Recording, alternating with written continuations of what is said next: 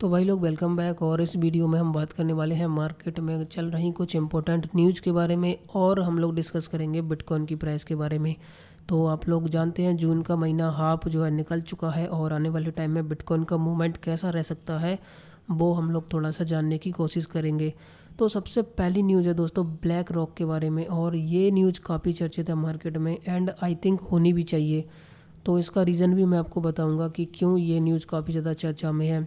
तो आप सभी जानते हैं ब्लैक रॉक ये जो कंपनी है दुनिया की सबसे बड़ी एसेट मैनेजमेंट कंपनी है। लगभग 10 ट्रिलियन डॉलर वर्थ का जो एसेट्स है वो ये लोग मैनेज करते हैं, और लैरी फिंक आप सभी जानते होंगे इस कंपनी का मालिक है।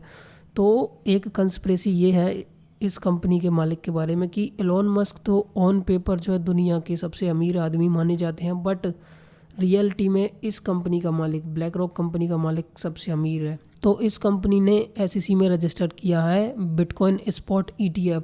और जिन भाइयों को नहीं पता कि ETF क्या होता है तो मैं उनको बहुत ही सिंपल शब्दों में एक्सप्लेन कर देता हूँ। ETF का फुल फॉर्म होता है एक्सचेंज ट्रेडेड फंड, जैसा कि नाम से ही पता चल रहा है। तो जो लोग बिटकॉइन को बाई करना चाहते हैं लेकिन डायरेक्टली उसके ऑनर नहीं बनना चाहते या डायरेक्टली उसको जो है ऑन नहीं करना चाहते, तो वो लोग ETF का शेयर खरीद सकते हैं, जिससे कि बिटकॉइन की प्राइस अगर बढ़ती है तो उसका वो एडवांटेज उठा सकते हैं। तो इसको जो है हम लोग बेसिकली ETF कहते हैं। तो ये जो कंपनी है दोस्तों ब्लैक रॉक, इसने जो है SEC में फ़ाइल किया है, और अगर SEC इसको अप्रूव कर देता है तो ये first publicly traded spot bitcoin ETF होगा US के अंदर। वेल ये बहुत ही इंटरेस्टिंग न्यूज़ है दोस्तों, क्योंकि इससे पहले पिछले वीक में जो SEC है उसने बाइनेंस, CZ एंड कॉइनबेस को स्यू किया था, उनके ऊपर आरोप लगाया था बहुत तरीके के, और बहुत सारे जो क्रिप्टो टोकन्स है उनको जो है अंडर सिक्योरिटी बताया था। बट यहाँ पे जो ब्लैक रॉक है वो एज ए कस्टडी कॉइनबेस को ही यूज करने वाला है, जैसा कि आप लोग देख सकते हैं फाइलिंग में। तो ये बहुत ही इंटरेस्टिंग है। और दोस्तों ब्लैक रॉक के इस ETF का अप्रूव होने का पूरा चांसेस है, क्योंकि इन लोगों ने बहुत सही टाइम पे जो है इसको रजिस्टर करने की ट्राई किया है। इससे पहले भी बहुत सारी कंपनीज़ हैं जिन्होंने स्पॉट ETF के लिए ट्राई किया है, बट SEC ने रिजेक्ट कर दिया, जिनमें से बहुत सारे नाम हैं। अगर आप गूगल करोगे तो आपको पता चल जाएगा, like 21 shares, Ark Investment, WisdomTree, VanEck, Grayscale. Even जो ग्रे स्केल कंपनी है उन्होंने तो जो है लॉ सूट फाइल कर दिया था जब SEC ने इनका जो स्पॉट बिटकॉइन ETF है उसको अप्रूव नहीं किया था। तो ऐसे बैकएंड में बहुत सारी कंपनीज अगर आप गूगल करोगे तो पता चल जाएगा जिनका स्पॉट ETF रिजेक्ट किया गया है SEC के द्वारा, SEC के द्वारा आई मीन। बट यहाँ पे ब्लैक रॉक के इस ETF का अप्रूव होने का पूरा चांस है, क्योंकि ब्लैक रॉक ने अभी तक अपनी हिस्ट्री में लगभग 576 बार ETF के लिए अप्लाई किया है, और सिर्फ एक बार ऐसा हुआ है जहाँ पे SEC ने इनका जो ETF है उसको रिजेक्ट किया हो। अक्टूबर 2014 में ऐसा हुआ था। तो यहाँ पे 575 बार जो है SEC ने ब्लैक रॉक का जो ETF है वो अप्रूव किया है। तो यहाँ पे पूरे चांस बनते हैं दोस्तों कि ये जो ETF है वो भी अप्रूव होगा, और इसकी टाइम लाइनिंग भी इतनी परफेक्ट है कि 2024 के जनवरी या फरवरी में आई थिंक SEC के पास लास्ट टाइम है जहाँ पे उनको रिस्पॉन्स देना होगा कि वो इसको अप्रूव करते हैं या डिक्लाइन करते हैं। तो 2024 में ही जो है बुल रन आने वाला है, तो ये चीज़ एक तरीके से बुल रन में फ्यूल डाल देगी, और बिटकॉइन की प्राइस में उस टाइम पे हमें बहुत तगड़ा जो पंप है वो देखने को मिल सकता है। और अगर ब्लैक रॉक का अप्रूव हो गया तो इसका मतलब ये है कि बाकी कंपनीज़ का भी हो जाएगा जो लोग फाइल करेंगे। तो बहुत ही इंटरेस्टिंग टाइम दोस्तों ये रहने वाला है, बट इसका जो इफ़ेक्ट है वो अभी नहीं पड़ेगा। आल्दो ये बहुत बड़ी न्यूज़ है, बट इसका इफ़ेक्ट तब हमें देखने को मिलेगा जब ये अप्रूव हो जाएगा। सो देखते हैं दोस्तों क्या होता है इन फ्यूचर।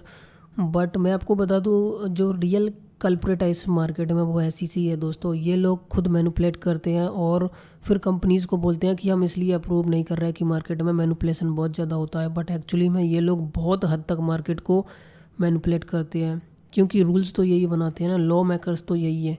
अब जिस बंदे को रूल्स बनाने हैं उसको तो पूरा मार्केट का पता रहता है ना कि कैसे क्या हमें मार्केट रन करना है, तो वो चीज़ है। वेल यहाँ पे मैं बात करूँ फेड्स की, तो यहाँ पे इन लोगों ने जो इंटरेस्ट रेट है उसको इस बार कुछ चेंज नहीं किया है। अभी भी ये जो है 5 पॉइंट से लेके 5.25% की रेंज में है, बट अभी भी ये लोग जो है 2 बार 25 बेसिस पॉइंट हाइक कर सकते हैं। तो ऐसे में अब ये देखना इंटरेस्टिंग होगा कि ये कौन से महीने में करते हैं। तो मेरे हिसाब से जुलाई में नहीं करेंगे, क्योंकि जुलाई में पंप आता है, बट उधर सितंबर के बाद से आई थिंक कर सकते हैं 2 बार, क्योंकि उस टाइम पे इन लोगों को मार्केट को जो है गिराना होगा। तो इस वजह से अनदर बिग न्यूज़ की हम बात करें तो ये है दोस्तों ब्राज़ील कंट्री की तरफ से। ब्राज़ील के जो प्रेसिडेंट है उन्होंने सेंट्रल बैंक को क्रिप्टो रेगुलेटर के तौर पे सिलेक्ट किया है और उन्होंने एक डिक्री ऑफिशियली साइन किया है, जिसमें कि ब्राज़ील का जो सेंट्रल बैंक है उसको बोला है कि आप लोग ये जो डोमेस्टिक क्रिप्टो करेंसी इंडस्ट्री है ब्राज़ील में उसको आप लोग हैंडल करो और जितनी भी चीज़ें हैं सर्विस है वो सब कुछ आप ही मैनेज करोगे। तो बहुत ही इंटरेस्टिंग न्यूज़ है ये भी। बट इंडिया में आई डोंट नो ऐसा कब होगा। फ़िलहाल तो हमारे इंडिया में ये चल रहा है कि बैंक्स जो है क्रिप्टो एक्सचेंजेस को यूपीआई का जो गेटवे है वो देने से मना कर रहे हैं, या फिर बहुत सारा जो प्रॉब्लम्स है वो क्रिएट हो जाता है, लोगों के अकाउंट बंद हो जाते हैं, ये सब कुछ फ़िलहाल चल रहा है। तो होप ये इंडिया में भी बहुत जल्दी ऐसा कुछ हमें देखने को मिले। अनदर इंटरेस्टिंग न्यूज़ की हम बात करें तो जो कि है हांगकांग की तरफ से। बेल हांगकांग काफ़ी एक्टिव हो चुका है क्रिप्टो को लेकर और बहुत हैवी लेवल पे डेवलपमेंट वहाँ पे भी चल रहा है।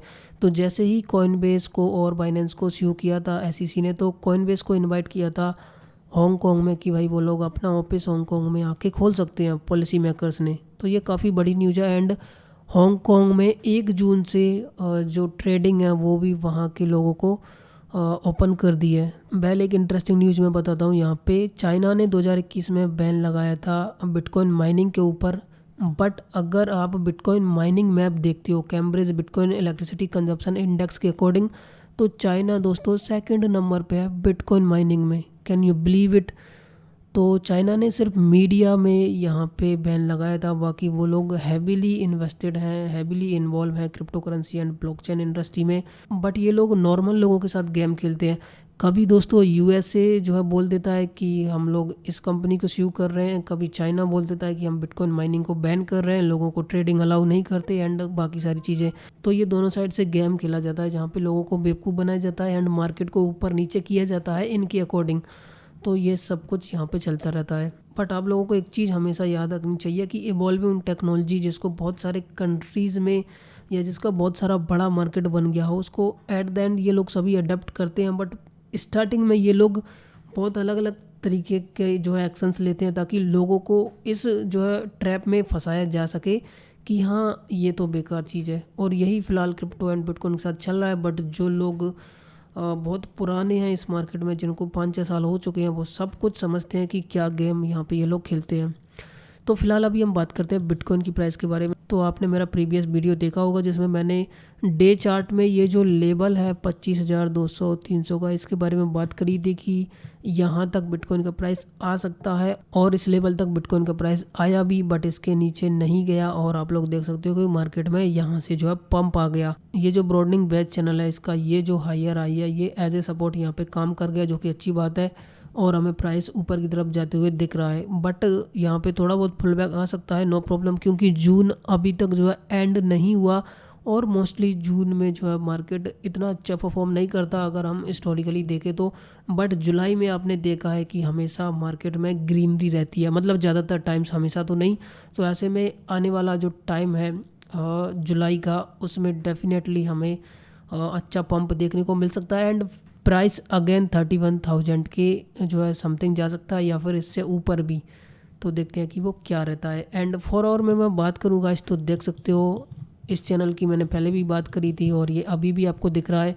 तो इस चैनल का जो अपर ट्रेंड लाइन है उसका एक रेजिस्टेंस यहाँ पे कुछ 27,400-500 के समथिंग है, जो कि वीकली हाई भी है। तो देखते हैं कि वहाँ तक प्राइस जाता है या नहीं, और अगर जाता है तो डेफिनेटली फर्स्ट अटैम्प्ट में तो ये जो क्लियर नहीं होगा, थोड़ा सा रिजेक्शन मिलेगा। और अगर जाता है तो 28,500 के समथिंग हमारा नेक्स्ट जो रेजिस्टेंस है वो रहेगा बिटकॉइन के लिए। बट अगर हम बियरिश सिनेरियो की बात करें तो यहाँ पे अगर ये वाला जो चैनल है इसके नीचे ब्रेक डाउन देता है तो फिर हम इसको डे चार्ट में देखेंगे कि ये जो ब्रॉडनिंग बैच की लोअर ट्रेंड लाइन है वहाँ तक जो गिरेगा तो फिर इधर सपोर्ट मिलना चाहिए इसको डेफिनेटली। तो ओनली एक ये बियरिश केस मेरे को दिखता है, बट देखते हैं कि ये होता है या नहीं, क्योंकि दोनों चीज़ें आपको पता होनी चाहिए कि अगर बियरिश होता है तो कितना आ सकता है और अगर बुलिश होता है तो कितना जा सकता है। तो ये चीज़ें है गाइस बिटकॉइन के प्राइस के बारे में। आई होप आपको थोड़ा बहुत समझ में आया होगा। तो मिलते हैं नेक्स्ट वीडियो में। स्टिल आपका कोई डाउट है तो आप लोग पूछ सकते हो। Thank you so much.